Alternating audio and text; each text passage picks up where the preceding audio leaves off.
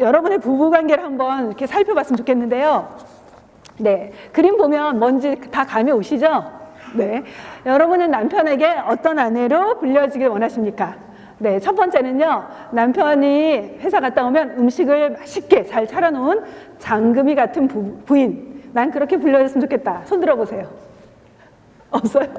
네, 두 번째, 네, 이 사회에 이바지할 수 있는 훌륭한 자녀를 키워내는 심사인단 같은 아내. 이런 꿈 없으세요? 그런 분. 역시 보라 집사님. 네. 그다음에 세 번째. 네, 세 번째는 집안을, 우리 여기 미국 살면 정말 예쁘게 집 꾸며놓은 분들 계시잖아요. 집안을 아늑하고 정말 따뜻하게 집에 가면 정말 너무 편안하게 쉴 수 있게끔 잘 이렇게 해놓는 인테리어를 잘하는 그런 아내. 그렇게 불려지고 싶은 분. 별로 없죠? 네, 저도 그렇진 않습니다. 네, 네 번째는요, 네, 가정의 경제를 남편과 함께 이렇게 잘 매니지 해줄 수 있는 그 커리어 우먼, 그런 사람이 되고 싶다. 있으세요? 없으세요? 네. 네 번째는요, 남편이 힘들 때 남편을 위로해주고 격려해줄 수 있는 상담가 같은 아내, 이런 와이프가 되고 싶습니다. 하시는 분? 예, 의외로 이게 제일 많네요. 네. 여러분, 부부 생활에 있어서 가장 중요한 게 뭐라고 생각하십니까? 어떤 관계를 맺는 게 성경적인 부부 관계일 것 같으세요? 하나님은 우리가 어떤 부부 관계를 맺기 원하시는 것 같으세요? 왜 여자를 만드셨을까요? 하나님이 우리 여성을 아내로서 만드신 이유는 뭘까요? 네, 오늘은 다 얘기를 다루지 않겠습니다. 네, 하나님은 여성을 만들 때 아담에게 돕는 배필이라는 말씀을 하셨죠. 네, 이 의미는 지난번에 저희가 많이 말씀드렸는데요. 남자의 그 어려움을 도와줄 수 있는, 남편에게 딱 맞는, 도움이 필요한 사람에게 도움을 제공할 수 있는 그런 능력이 있는 사람으로 만드셨다는 거. 네, 남자의 어떤 보조적인 수단을 만드신 것이 아니라는 거. 그러면서 부부관계 속에서 우리가 추구해야 될 거는요, 부부가 서로 이렇게 격려해주고 위로해주면서 하는 게 뭐예요? 결국은 인생을 함께 걸어나가는 인생의 동반자라는 개념이 부부관계의 아주 중요한 본질 중에 하나죠. 네, 그러면서 서로 사랑하고 위로하고 격려하고 그렇게 한 마음을 가지고 사랑을 발전시켜 나가는 것. 그게 아마도 성경에서 말하는 부부관계의 본질적인 부분이 아닐까 싶어요. 그렇다면 우리의 신앙생활에서 가장 중요한 것은 무엇일까요? 네, 오늘 말씀에서는요, 이스라엘 백성이 의외로 전쟁터에서 2번이나 실패하는 내용이 나옵니다. 네.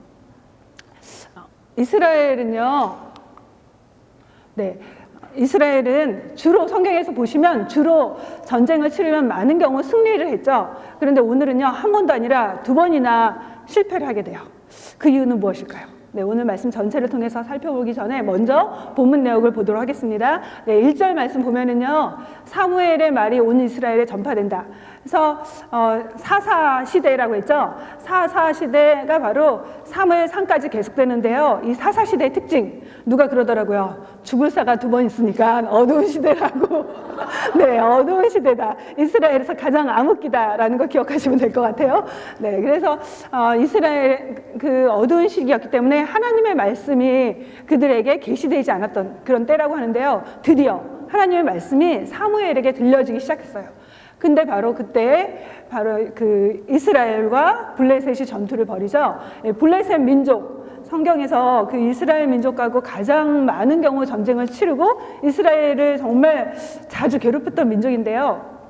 성경에서 적어도 교회를 안 다녀봤어도 머리가 길고 힘이 센 남자 누군지 아시죠?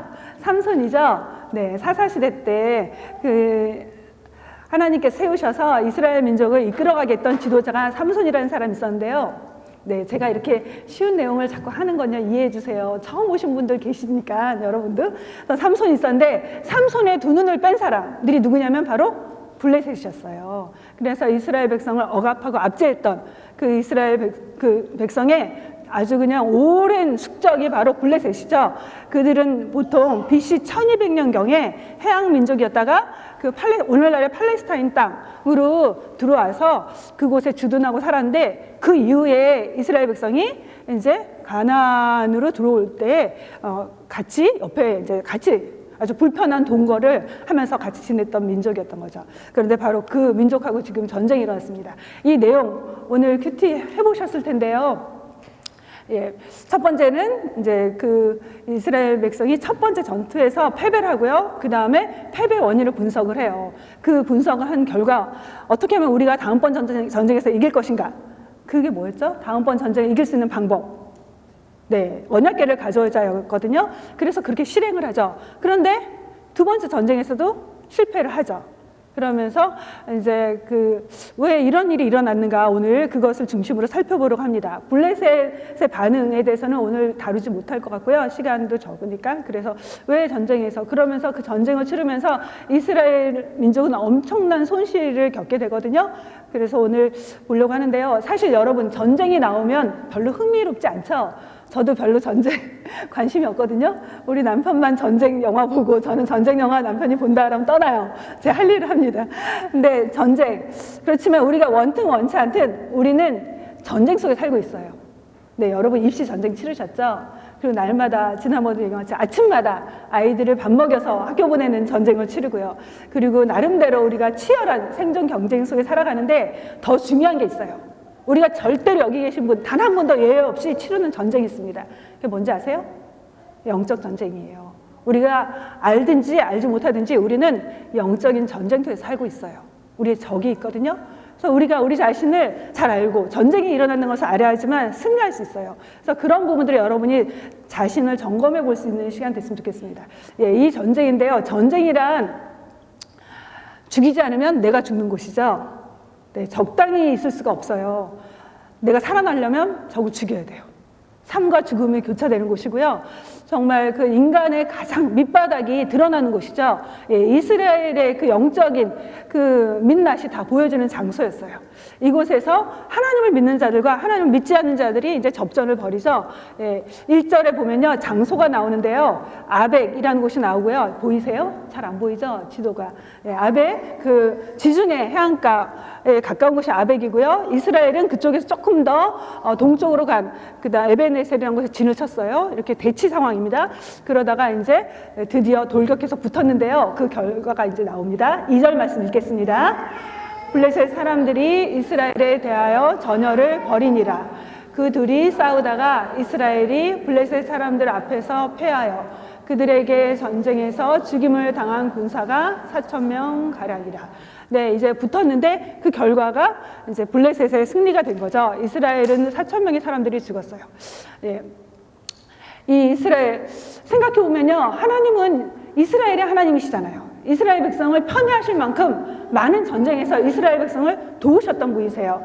과거에 하나님께서 정말 그 애굽에서 나온 이후에 광야 생활할 때 하나님께서 이방 민족들이 이스라엘을 향해서 막 저주를 퍼붓고 어떻게든 이스라엘 민족이 가나안 땅을 가지 못하게 하려고 여러 가지 시도들이 있었죠. 그래서 주변의 나라의 왕들이 찾아와서 이스라엘과 전쟁을 벌이기도 했는데 그때 하나님께서 승리를 하게 하셨어요. 그리고 또 가나안 정착 과정에서 가나안 땅에 그냥 들어간 게 아니라고 했죠. 이미 그 땅에 살고 있던 사람들이 많이 있었죠. 많은 가나안의 7 부족이라는 그런 많은 부족들이 그 땅을 차지하고 살고 있었어요. 게다가 그 사람들은 철병거를 가졌고, 그러니까 총하고 칼의 싸움. 그들은 이스라엘 백성들은 칼도 많지 않았고 전쟁 훈련을 받아본 적도 없는데 가나안 땅에 이미 많은 그 종족들이 살고 있으면서 그리고 훨씬 더 문명도 발달했거든요. 근데 그 전쟁에서 어떻게 이기고 그 땅을 차지할 수 있었을까요? 하나님의 능력이 그들과 함께 했기 때문에 하나님께서 승리를 주셨기 때문에 그 땅을 차지할 수 있었거든요. 그런 기적의 역사를 이스라엘은 경험했는데 그리고 사사시대에도 이렇게 쭉 거쳐오면서 정말 이스라엘이 하나님께 어려울 때마다 이방 민족의 앞장서서 부르짖으면 하나님이 그들에게 정말 기적 같은 방법으로 승리를 주셔서 지금까지 살아왔는데 왜 하나님은 이 전쟁에서 실패를 하게 하셨을까요? 네. 그 실패 원인을 이스라엘 백성은 이제 분석하기 시작하는데요. 3절 말씀 같이 읽겠습니다. 백성이 진영으로 돌아오매 이스라엘 장로들이 이르되 여호와께서 어찌하여 우리에게 오늘 블레셋 사람들 앞에서 패하게 하셨는고 여호와의 언약궤를 실로에서 우리에게로 가져다가 우리 중에 있게 하여 그것으로 우리를 우리 원수들의 손에서 구원하게 하자 하니. 네, 이 실패의 원인에 대해서 이스라엘 백성은 의아해하면서 이제 고민을 한 거죠. 왜 우리가 이렇게 패할 수밖에 없었는가? 그 패배의 원인을 뭐라고 보냐면요, 하나님이 우리를 패하게 하셨다라고 말을 하죠. 네, 그러면서 그러면 하나님을 잘 믿었던 과거의 조상들을 생각하면서 이제 언약궤를 가져오자라고 말을 해요. 네, 여기서 장로들이 말하는 패배의 원인을 보면요, 그냥 한번 읽으면 이 사람들이 하나님을 잘 믿는 사람들인가 보다. 하나님이 전쟁의 승리와 패배를 가져오게 하시는 하나님인 것을 알고 있구나. 하나님의 주권을 인정하는 것 같은, 얼핏 잘못 읽으면요 그런 느낌이 들어요. 그런데 사실은요 그들이 그런 마음이 아니었어요. 그런 믿음의 상태가 아니었어요. 어떻게 보면은 실패의 책임을 하나님께 돌리는 거거든요. 왜냐하면 그런 거 있잖아요. 우리가 시험 전날 열심히 공부하고 시험을 봐야 되는데 그냥 잠이 들어버렸어요.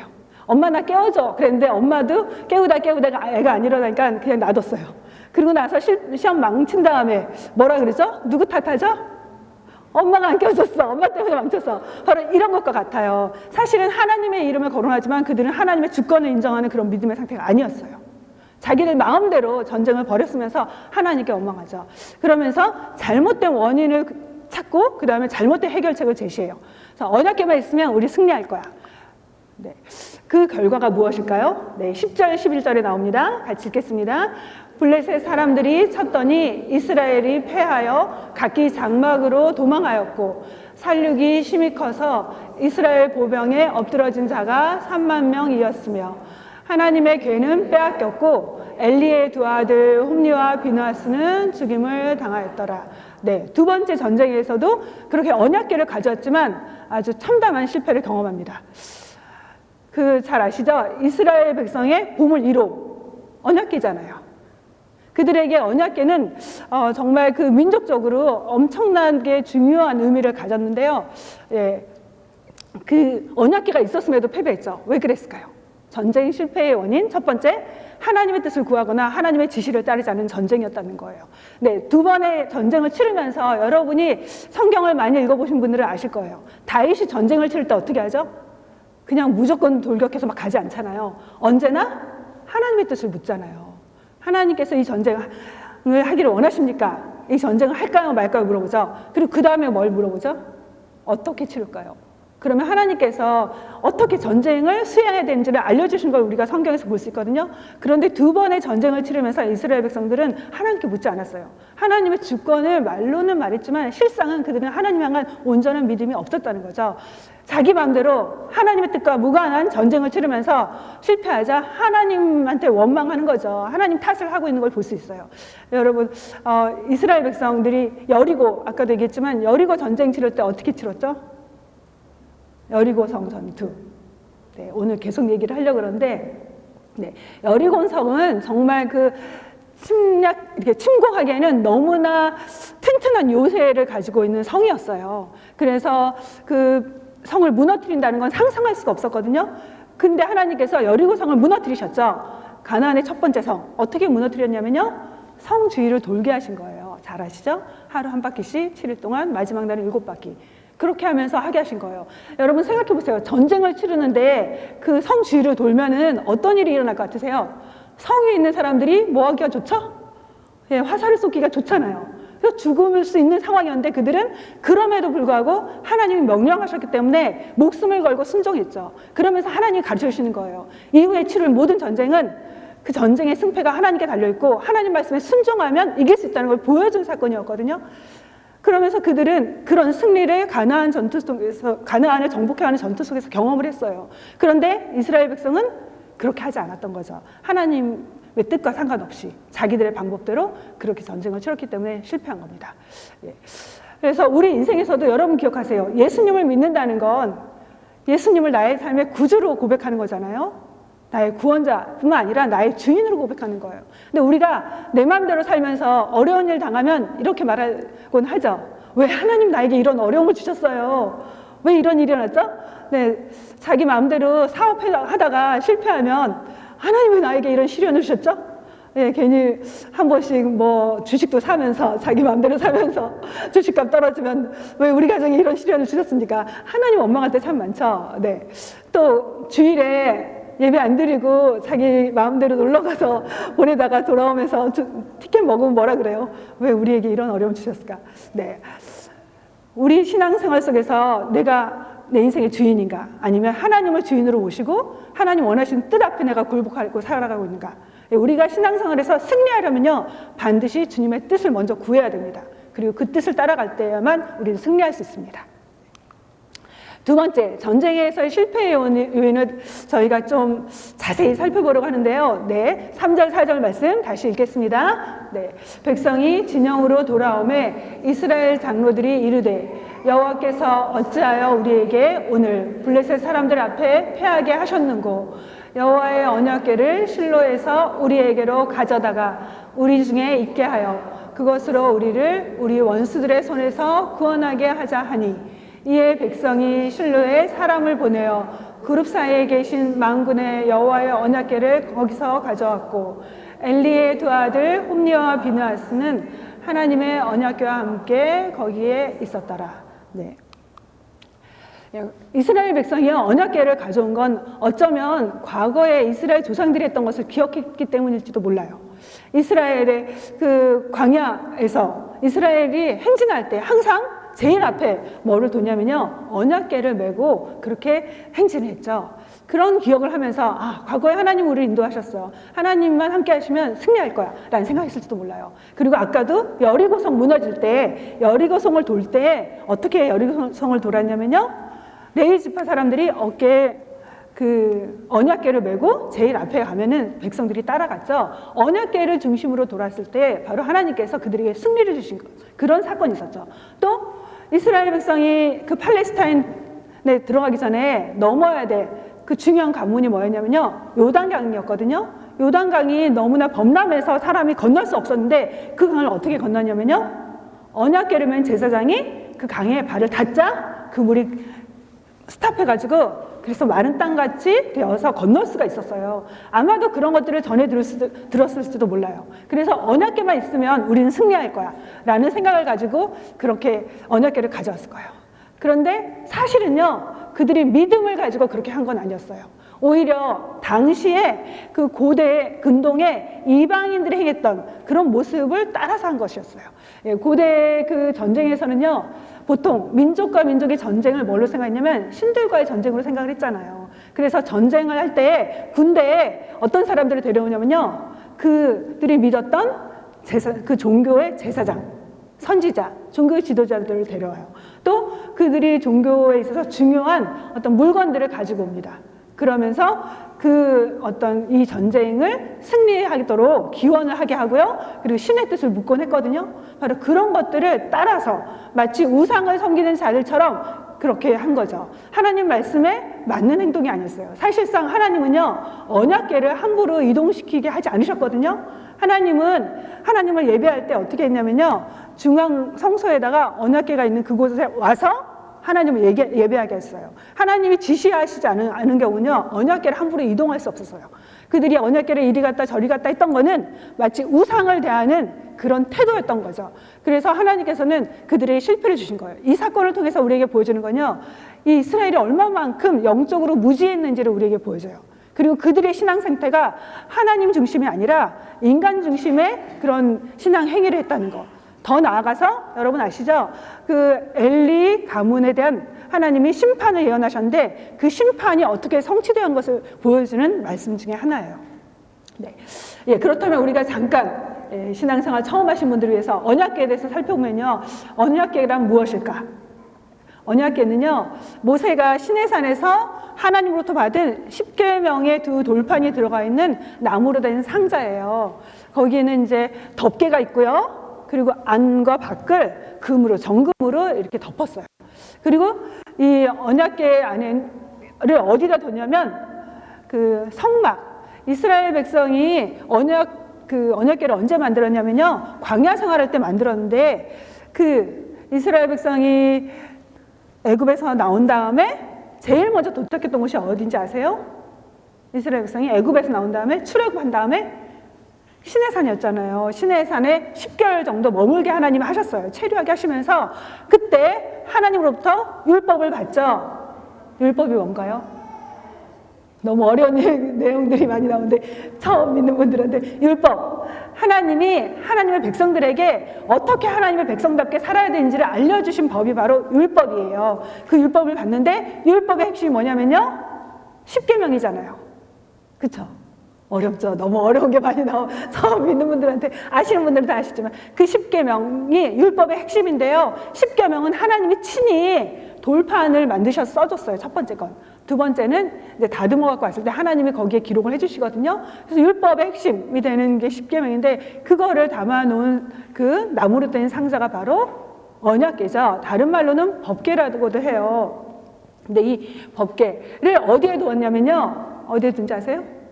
하나님께서 율법에 대해서 말씀하신 다음에 하신 게, 여러분 성경 창세기부터 읽으면서 제일 어려운 게 어디예요?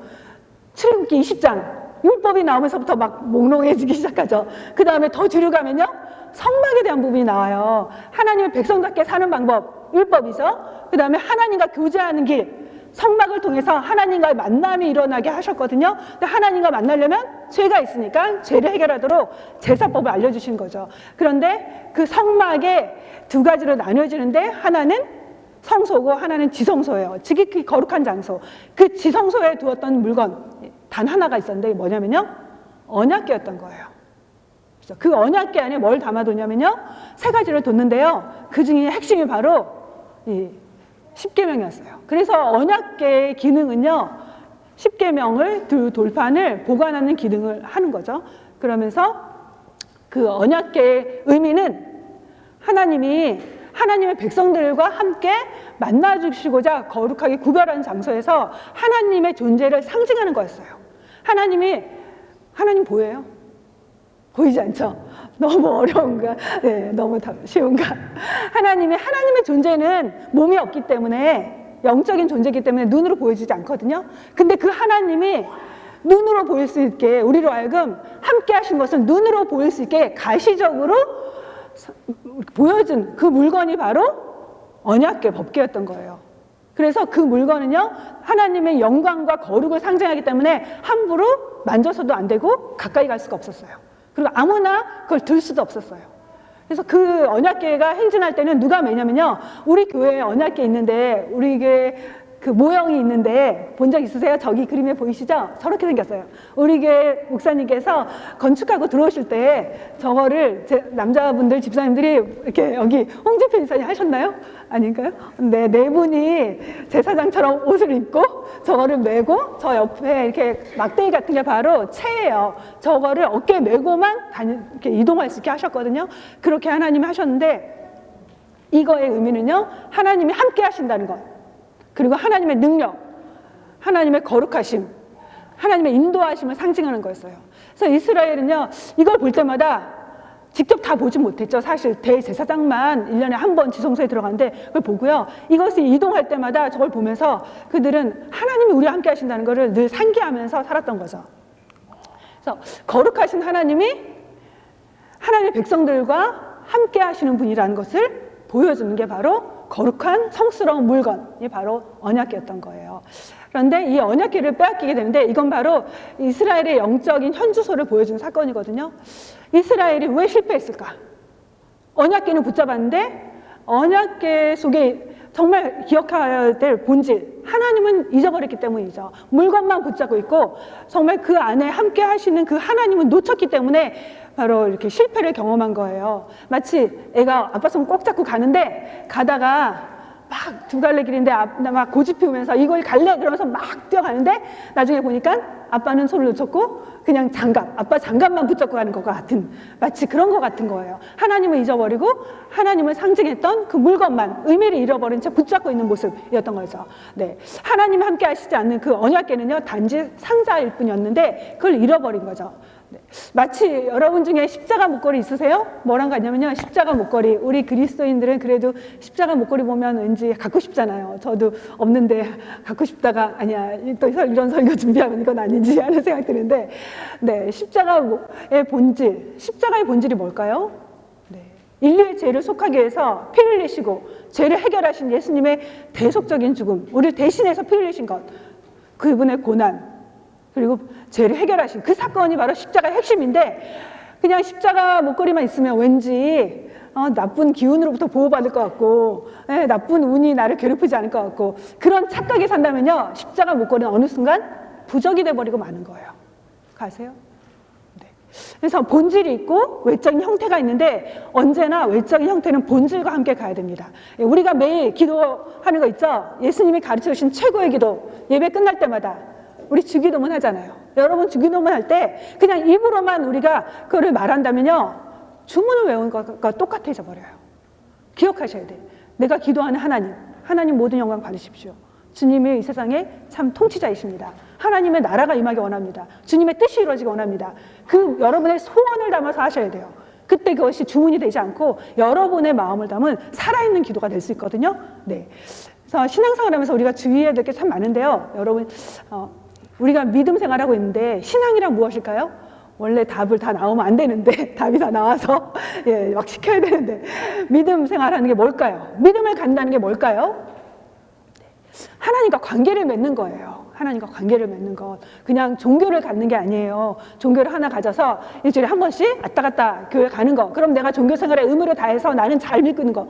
그렇게 착각하지 마세요.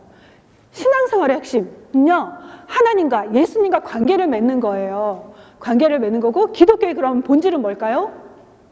예수님을 믿는 거죠. 예수님을 통해서만 하나님께 나갈 수 있고, 예수님을 통해서만 죄가 용서받을 수 있고, 예수님을 통해서만 하나님의 자녀가 될 수 있고, 예수님을 통해서만 의로워질 수 있다는 거. 그거를 믿는 게 바로 기독교의 본질이거든요. 예수님을 놓치는 순간 우리는요, 종교인으로 전락하고 말아요. 종교와 기독교는요, 달라요. 왠지 아세요? 마치 우리가 믿는 하나님, 첫 번째, 기독교의 본질 생활할 때 여러분이 늘 예수님을 잊지 않았으면 좋겠어요. 교회 우리 그룹에서도 물어봤는데 왜 기독교를 믿고 싶나 그랬더니 평안을 갖고 싶다고. 네, 예수님 믿으면 평안 주십니다. 네, 예수님 믿으면 기도 응답도 주세요. 예수님 믿고 살다 보면 정말 생각하지 않았던 감사한 일도 많이 있어요. 그리고 어려움도 이겨낼 수 있는 힘도 주세요. 근데요, 예수님 없는 평안 없어요. 예수님 없이는 기도 응답 없습니다. 예수님 없이는 영원한 생명도 누릴 수 없어요. 마치 내가 허수아비, 예수님을 놓친다면 허수아비 붙잡고 막 매달리는 것과 같아요. 우리는 예수님 없이는요, 참된 기독교가 없다는 걸 기억을 하셔야 돼요. 신앙의 가장 중요한 본질, 예수님 없이는 구원도 없고, 그리고 영생도 없다는 것, 하나님과 관계를 맺을 수 없다는 것. 네, 기독교에서는요, 예수님 없는 기독교는요, 껍데기일 뿐이에요. 기독교, 그 단어 자체가, 기독이라는 게 그리스도를 한자어로 만든 거거든요.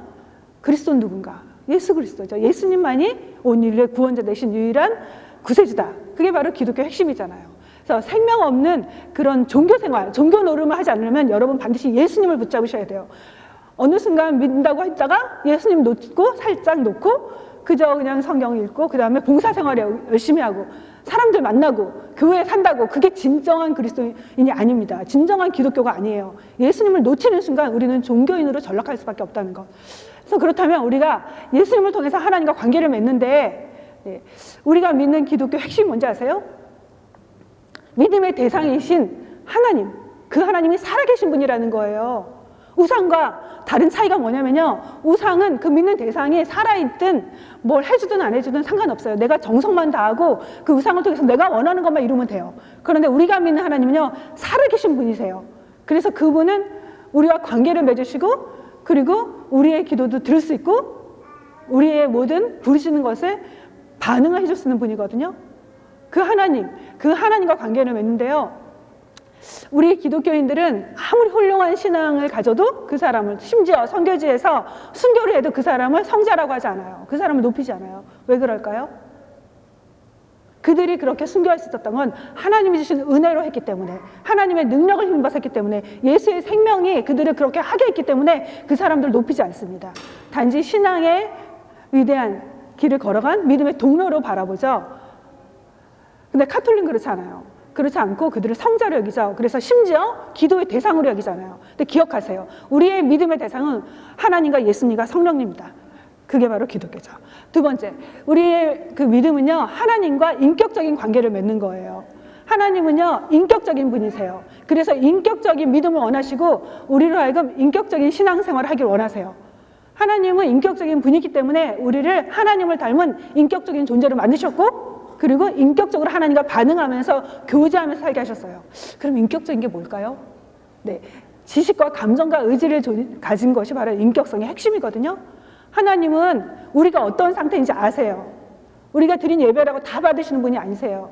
하나님께 드렸던 제사, 하나님 받지 않으셨던 적이 있었죠? 네, 가인이 드린 제사, 하나님 받지 않으셨어요. 왜 안 받으셨을까요?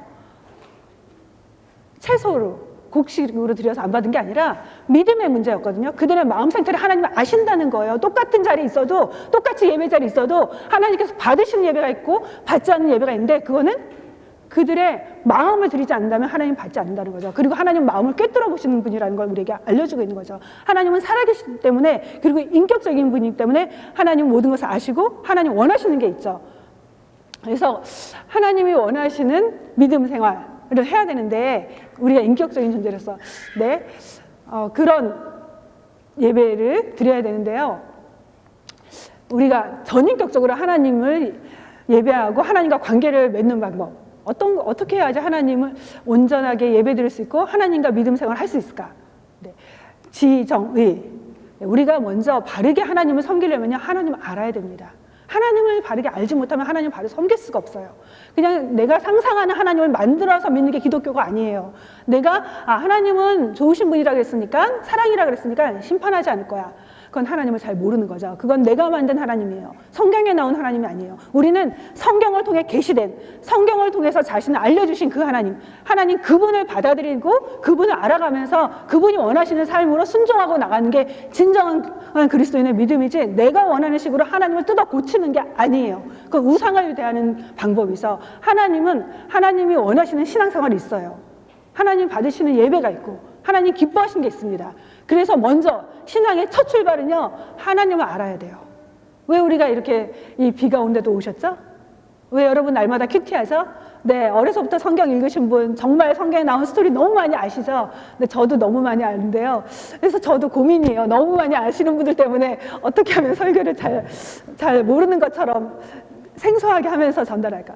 근데요, 여하튼 중요한 건, 우리의 믿음의 시작은요, 하나님을 바로 알지 않으면 바른 믿음을 가질 수 없다는 거예요. 그래서 끊임없이 우리가 큐티를 통해서 하나님을 알아가야 되는 거죠. 여러분, 큐티의 목적은요, 내가 윤리적으로 좀 더 좋은 사람이 되려고 하는 게 아니에요. 좀 더 착한 사람 되려고 하는 게 아니에요. 하나님, 내가 믿는 하나님은 어떤 분인지 알기 위해서 그 성경을 보는 거거든요. 그리고 성경에 나온 무수한 인물들이 있지만 진정은 정말 주인공, 참 주인공은 누구냐면 하나님이죠. 예, 우리가 그걸 모른다면요, 성경을 잘못 적용할 수 있어요. 예, 다윗이 잘못한 거, 다윗은 위대한 믿음의 사람이라고 했으니까 따라할 수 있거든요. 성경에 보면 아주 끔찍한 사건이 일어났던 것 중에 하나가 뭐냐면요, 그 사사 중에 한 사람, 입다가 전쟁에서 승리하고 돌아오기만 하면 처음 나온 사람, 나를 맞이한 첫 사람을 하나님께 드리겠습니다라는 서원을 해요. 그러면서 우리도 그래, 하나님께 서원기도 이렇게 꼭 이루고 싶은 거 있으면 해도 되나? 이렇게 착각할 수 있죠. 근데 성경은요, 모든 사람들의 잘잘못을 다 즉시로 해석해 주지 않아요. 성경 전체를 통해서 너희가 성숙한 분별을 가지고 판단하라. 그리고 하나님께서 직접적으로 명시해 준 것을 통해서 너희가 하나님이 이걸 기뻐하신지 싫어하신지를 너희가 분별하라고 말을 해주고 있거든요. 그래서 우리가 제대로 하나님 알지 못하면요, 성경을 보면서도 엉뚱한 해석을 할 수 있어요. 그런 위험이 있거든요. 예. 그래서 우리가 하나님을 아는 것, 바로 아는 것, 그게 바로 우리가 성경을 통해서 해야 될 첫 번째 단계고 믿음 생활의 가장 중요한 그런 첫 단추입니다. 그리고 하나님은요, 하나님을 알면 하나님께 대한 헌신을 요구하세요. 순종을 요구하세요. 성경은 언제나 우리에게 변화를 원하거든요. 그냥 머리에 지식을 쌓으면서 자기 만족에 빠지는 거 원치 않습니다. 알면 알수록 네가 제대로 안다면 그렇게 살아. 네가 이웃사랑이 얼마나 중요한지 알았다면 실천해. 너에게 있는 거 나눠줘. 배고픈 사람들에게 가지고 가서 나눠줘. 질병으로 고통하는 사람들 가서 같이 울어줘, 같이 기도해줘. 그런 삶의 실천을 요구하고 있거든요. 우리가 성경이 어느 순간 들어도 계속 깨달음이 없다. 왜 그런지 아세요? 순종하지 않았기 때문이에요. 성경은 순종하지 않으면 그 이상 열려지지가 않아요. 나의 순종만큼 성경은 하나님의 뜻을 나에게 보여주시고 알게 해주시고 하나님의 음성을 듣게 해주거든요. 그래서 하나님의 말씀은 지식과 감정과 의지, 그 순종 속에서 하나님에 대한 감격이 일어나는 것, 그게 진정한 믿음이라는 거죠. 근데 하나님을 알지 못할 때 나오는 반응이 뭐냐면요, 미신적인 믿음이 되는 거예요. 신앙이 병든 상태, 이게 미신적인 믿음이거든요. 그래서 그런 미신적인 상태를 이렇게 이스라엘 백성이 보였는데요. 그게 바로 패배를 가져온 거죠. 그리스도인의 영성이 그리스도인의 영성 많이 들어보죠. 뭘까요? 네, 같이 읽어보도록 하겠습니다. 삶의 모든 영역에서 하나님을 인정하고 살아가는 거죠. 네, 우리가 교회에서만 경건한 척, 믿음 좋은 척하는 게 진정한 믿음이 아니라 너의 집에서 너가 애들한테 보이는 모습이 진정한 너의 신앙의 현주소야. 너가 학교에서, 너가 직장에서 보여주는 모습이 너의 진정한 영적인 상태를 보여주는 거야 라는 거예요. 교회에서만 성경책 다 깨고 있다고 그게 영성 있는 그리스도인이 아니라 내가 살고 있는 그 현장 속에서 하나님이 원하신 대로 순종하는 것. 좀 애가 공부를 못하고 성적이 나빠도 주님 생각하면서 화내지 않는 것. 남편이 별로 마음에 안 들어도 주님 생각하면서 용서해 주는 것. 주님 때문에 남편을 그래도 격려해주고, 하나님이 부족하지만 그래도 나에게 주신 짝이니까 그를 도와주고 그의 허점에 대해서 기도해주고, 그런 게 바로 우리가 진정한 크리스천리티라는 거예요. 그래서 하나님이 늘 나를 보고 계시고 하나님 우리와 함께 하신다는 걸 기억하면서 하루하루 한 걸음 한 걸음 옮기는 것, 그게 바로 영성이죠. 네, 어떤 집사님 참 너무나 뜨겁게 은혜를 받아가지고 제가 봤거든요. 정말 저보다 더 열심히 교회에 계시더라고요. 평일날도 계속 와 계시는 거. 그게 진짜 영성이 아니에요. 믿음 좋다고 하루 종일 성경책 읽는 거, 그게 다가 아닙니다. 성경을 읽고 그대로 살아내는 것, 그게 바로 진정한 영성이죠. 그렇다면 그리스도의 지성은 무엇일까요? 삶의 모든 영역에서 하나님이 주인이라고 믿고, 그리고 하나님이 생각하신 대로 생각하고 하나님이 보시는 대로 바라보는 거예요. 하나님의 관점을 갖는 거거든요. 모든 일들을, 물질, 옛날에는 내가 물질을 내 마음대로 써도 됐어. 내가 써도 가책이 없었어요. 예수 믿기 전에. 그런데 예수 믿고 나면 이 물질을 생각할 때 하나님이 주신 건데 그래도 헌금을 해야 되지 않을까? 부터가 물질의 주인은 하나님으로 인정하는 거죠. 시간, 뭐 내 마음대로 사는 게 무슨 죄야? 내가 하고 싶은 거 하면 되지? 그렇게 살다가 예수님을 믿으면 이 시간 하나님이 나에게 주신 시간인데 이 시간 하나님께서 기뻐하신 대로 살아야 되지 않을까? 하면서 시간의 모든 것들을 다 정리해 나가는 거죠. 네, 관계. 옛날에는 만나고 싶은 사람 만나고 싫은 사람 싫었는데 이제는 내가 모두 다 주님의 사랑으로 품어야 될 대상. 주님을 모르는 사람 만나면 저 사람도 예수님을 알아야 될 텐데 하면서 전도의 대상으로 생각하는 거죠. 우리가 그러기 때문에 지금 오픈하우스를 준비하는 거거든요. 주님을 알지 못한 사람들에게 주님의 사랑을 전하고 주님이 우리로 하여금 만나게 하는 사람, 복음을 전하기 위해서 우리에게 만나게 싶다는 걸, 그런 관점을 가지고 하는 거거든요. 네, 삶의 모든 것들을 성경적인 원리를 바탕으로 해석하고 판단하기 시작하는 것, 그게 바로 지성이죠. 네, 아마 조금 어려우면요 제가 자주 얘기하는데 색안경을 생각하시면 될 것 같아요. 색안경. 내가 노란색 안경을 끼면요 세상이 뭘로 보일까요? 다 노랗게 보이겠죠. 빨간색 안경을 끼면요 빨갛게 보이는 거죠. 하나님의 말씀을 보는 그 모든 시선에서 안경으로 끼고 보면요 모든 것이 다르게 보기 시작해요. 옛날에는 왜 내가 이 남자를 만나서 이렇게 고생하며 살아야 되지? 왜 이 사람은 이렇게 나의 마음을 고통스럽게 하고 힘들게 하지? 믿음 없는 남편 보면서 정말 가슴 아픈 때 많잖아요. 그쵸? 같이 기도도 못하고 같이 마음이 하나 되지 못하고 함께 하나님 섬기지 못할 때 너무 괴롭잖아요. 그런데 그 사람을 보면서 이제는 내가 전도해야 되고 내가 섬겨야 될 대상으로 보기 시작하는 거, 그게 바로 하나님의 눈으로 그 사건을 해석하기 시작하는 거죠. 네. 예, 우리가 성경에서, 이건 좀 어려우니까 스킵하고요 쉬운 걸로 넘어갈게요. 제가 전도사 되기 전에 저희 교회 기도 모임에서 있었던 일이에요. 제가 그 사건이 너무 해석이 안 돼서 괴로워하다가 역시 그래도 공부를 하고 나니까 이제 뭔지를 알았는데, 여리고 성을 돌 때에 이스라엘 백성이 여리고 성 점령할 때 그 주위를 돌았잖아요. 그래서 어느 날 제가 몇 년 전의 일이에요. 실제로 일어났던 일입니다. 기도 모임인데 어떤 집사님이 갑자기 기도하다가 권사님들하고 같이 기도했거든요. 월요일 기도회가 교회에서 3시간 동안 했는데 정말 길게 했어요. 근데 믿음 되게 좋으신 집사님이셨어요. 신학도 하셨습니다, 나중에. 근데 물론 그때는 뭐 신학교 들어가신 바로 그 초기였는데 갑자기 기도하다가 갑자기 그러시는 거예요. 저희 모임을 인도하시는 권사님께 갑자기 우리 이 교회당을 돌면서 기도합시다. 네, 이 기도가 올바른 기도였을까요? 아니었을까요? 여러분 어떻게 생각하세요? 갑자기 기도하다가 제 마음에 감동이 왔습니다. 갑자기 우리 돌면서 예배당에서 기도해야 될 것 같습니다. 그게 바로 여러분의 영적인 판단력으로 어떻게 생각하십니까?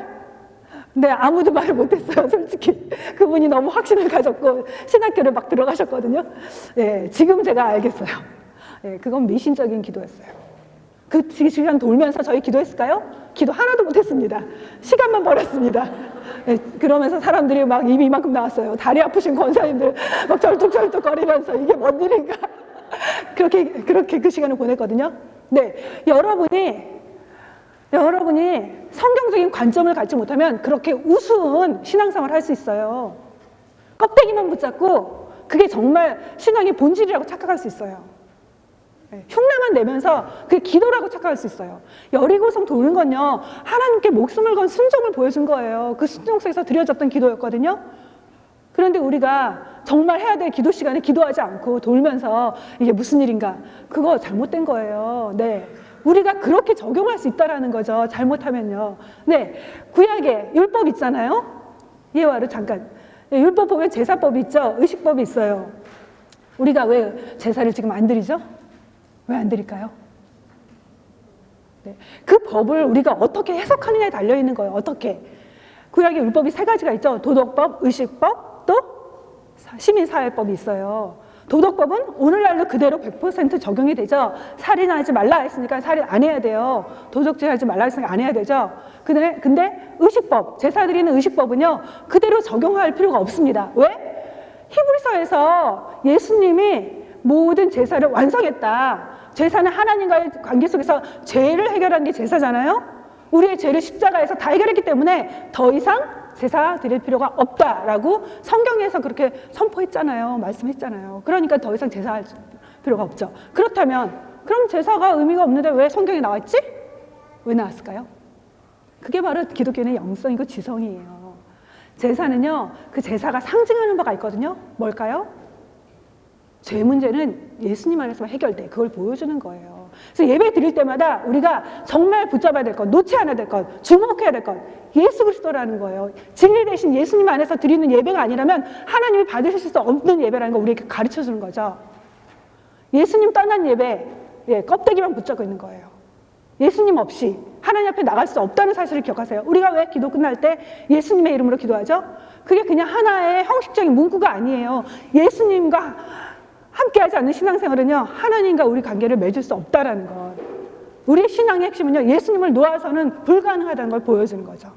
네. 그리고 사회법은 의식법 말고 시민법. 시민법의 핵심은 뭘까요? 네, 이건 보너스입니다. 시민법은요, 사회법. 그 당시에 사회와 우리 사회는 다르잖아요. 그런데 그 사회 속에서 정말 그때는 과부와 고아들, 엄마가 없고 남편이 없으면 농사 짓고 살거나 그래야 되는데 먹고 살 길이 없잖아요. 그런 사람들을 배려하는 법들이 참 많거든요. 여러 가지 사람과 사람 사이에 지켜야 될 법이 있는데 그 중에서도 특별히 그런 법, 그 법에서 우리가 지금처럼 뭐 농사 짓다가 곡식을 남겨두고 그러면서 가난한 자들이 먹고 살게 하지 않죠. 그 대신에 우리가 기억해야 될 게 있어요. 그 법을 말하면서 법의 정신, 약자들을 보호해라. 연약한 사람들을 돌아봐라. 어려움 당한 사람들에게 너희가 손을 펼쳐라. 그게 바로 그 법의 정신이거든요. 그 법의 정신을 오늘날 우리 삶에 적용하는 것. 그래서 기업들마다 장애인들을 고용하잖아요. 그 법의 정신이 이 미국 사회에 있는 거죠. 네. 그래서 우리 삶 속에서 실천해야 될 것 뭐냐면 그런 법을 어려움 당하고 고통 당하고 환난 당하고 힘들어하는 사람들을 돌아보는 삶을 실천하라. 그 법을 통해서 우리에게 주시는 메시지인 거죠. 그래서 우리가 신앙생활하면서 나도 모르게 자칫하면요, 미신적인 신앙을 가질 수 있는데요. 바로 이 언약의 사건이 그거를 가르치는 거죠. 신앙생활에서 중요한 것이 무엇인가? 본질이 중요하다는 거예요. 외적인 형태가 필요하죠. 그러나 본질을 잃어버리면 그건 껍데기일 뿐이다라는 것. 그래서 형태와 형식과 우리의 본질은 항상 함께 간다는 것. 그래서 하나님을 정말 이스라엘 백성이 법궤를 뺏기면서 전쟁을 실패하면서 그들이 해야 됐던 게 무엇이었을까? 하나님과의 관계 회복을 위해서 해야 됐던 게 무엇이었을까요? 참된 회개죠. 하나님과의 관계가 회복되려면요, 반드시 거쳐야 되는 게 있어요. 회개입니다. 죄를 청산해야 돼요. 죄 문제를 하나님 앞에 가지고 나가야 됩니다. 그럴 때야만 관계가 회복되거든요. 그래서 이스라엘은 그런 것들을 놓치고 그저 외적인 것에서 원인을 찾았기 때문에 실패한 거죠. 예, 이스라엘 역사에 있어서 그런 적이 있었어요. 하나님께서 이스라엘 백성이 하나님께 원망하니까 광야 길에서 너무나 원망하고 불평하니까 불뱀이 나와서 이스라엘 백성을 물기 시작했거든요. 그렇게 하게 하셨어요. 근데 그때 많은 사람이 불뱀에 물려서 죽어가는데 그 독 때문에 퍼져서 죽어가는데 그때 죽어가는 이스라엘 백성을 위해서 모세가 기도하잖아요. 그러자 하나님이 노스로 된 뱀을 높이 매달라고 하시죠. 매달았어요. 그러면서 하나님 뭐라고 말씀하시냐면 그것을 바라본 자는 살게 될 거야 이렇게 말씀하시죠. 네. 그래서 정말 그렇게 하는 사람들은 다 몸이 치유되고 살게 됐어요. 근데 문제는요, 이 능력이 어디서 왔는가? 그 노뱀 자체인가? 아니면 그 노뱀에 순종한 사람들에게 주시는 하나님의 치유의 능력이었던가? 그들은요, 나중에는 그 하나님을 잊어버리고 노뱀만을 숭상하게 돼요. 숭배하게 돼요. 그래서 노뱀이 우상이 돼버리죠. 네, 우리가 믿음 생활하면서 이렇게 될 수가 있다라는 거예요. 우리에게 능력을 주시는 분, 우리가 그 모든 것 속에서 우리의 기도를 들으시면서 우리와 함께 하시면서 우리를 도우시는 분, 하나님을 놓치면 하나님이 아니라 우상처럼 섬길 수 있게 된다는 거. 네, 그거를 우리에게 알려주죠. 네, 그래서 주술적인 믿음, 잠깐 우리 기복신앙에 대해서 지난주에 얘기했다는데요. 그런 것들은 뭐냐면요, 종교적인 상징물에 신비한 힘이 있다고 믿는 믿음이 바로 주술적인 믿음이고요.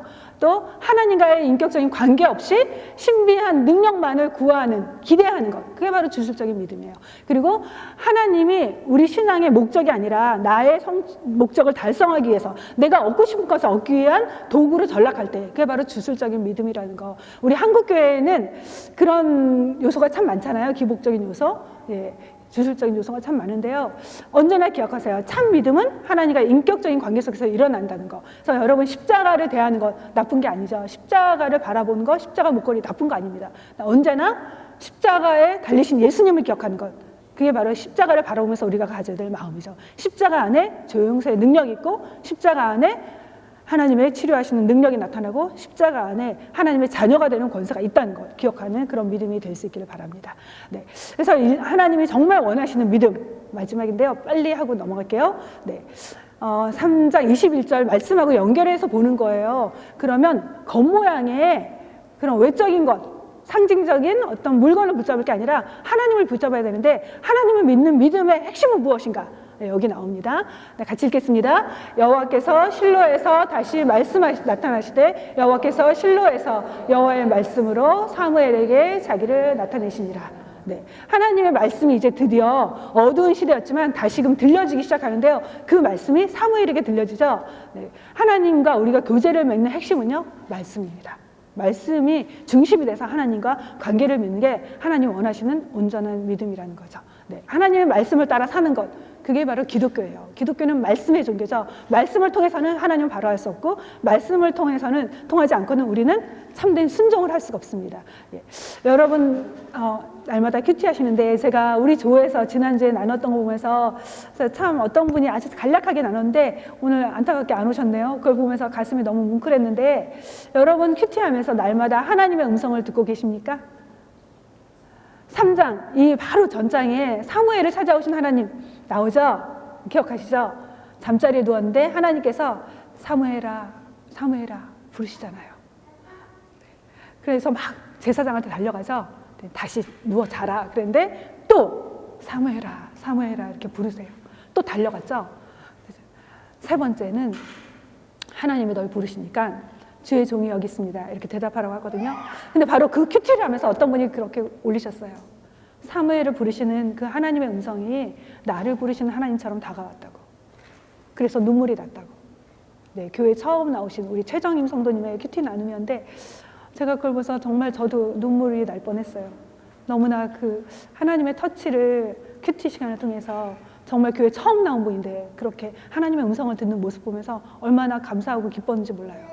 네, 진정한 큐티는 그런 거예요. 그냥 시간 날 때, 물론 안 읽는 것보다 낫습니다. 그런데 그냥 잠깐 학교 오기 전에 버스 앞에서 넘겨보는 거. 잠깐 이렇게 보면서 뭔가 나 이만큼 했어. 물론 안 하는 것보다 낫습니다. 근데 진정한 큐티는요, 이 말씀을 통해서 하나님이 지금 나에게 들려주시고자 하는 그 메시지를 듣는 거거든요. 여러분 그렇게 하나님의 말씀 앞에 마음을 열고 사모하면서 귀를 기울이면서 큐티하고 계십니까? 아니면 그래 나는 그래도 큐티하는 정도의 신앙은 가졌어. 그리고 이 정도는 하고 살아야지. 내가 믿음 생활한 게 얼마나 됐는데. 그러면서 어떤 때는 너무나 타성이 젖어서 말씀 대하지 않나요?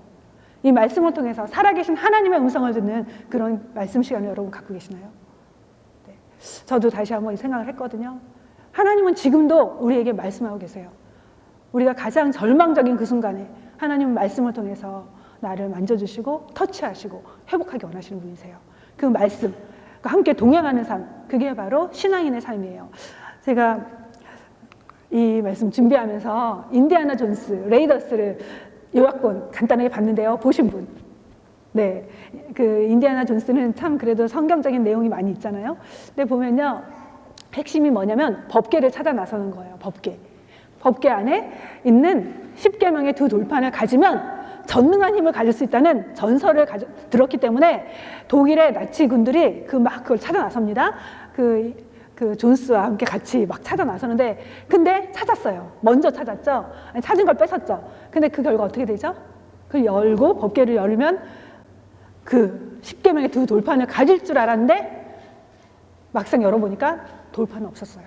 그리고 법궤 안을 들여다본 사람들은 다 죽었죠. 신비한 힘이 나와서 그걸 바라본 사람들은 다 죽었어요. 눈 감고 있던 주인공만 살았습니다. 사람들은요, 자신의 목적을 달성하기 위해서, 행복한 삶을 얻기 위해서, 내가 원하는 바를 위해서라면요, 그 대상이 무엇이든지 붙잡고 싶어요. 그런데 그 대상, 하나님 아닌 대상은요, 결국 우상이 되고 말죠. 그리고 그 우상은요, 우리에게 절대 내가 원하는 걸 주지 못합니다. 참 행복을 주지 못합니다. 우리가 정말 붙잡아야 될 건 뭘까? 이 10계명이 그 법궤가 지금 어딘지 아세요? 알고 계신 분 손 들어보세요. 네, 솔로몬 시대 이후는요, 법궤가 등장하지 않아요. 어디로 가는지 지금 알지도 못합니다. 왜 하나님은 그렇다면 하나님의 존재를, 하나님의 임재를 상징하는 법궤를 사라지게 하셨을까? 하나님 정말 우리에게 원하시는 신앙생활이 뭐냐면 외형의 그 물건, 성물을 붙잡고 신앙생활하는 게 아니라 하나님의 말씀을 쫓아서 신앙생활을 하라는 거죠. 영원하신 하나님의 말씀, 그 말씀을 따라 사는 것, 그 말씀 속에서 하나님 만나는 것, 그게 신앙의 핵심을 우리에게 알려주기 위함이 아닌가 싶습니다. 우리 같이 기도하도록 하겠습니다.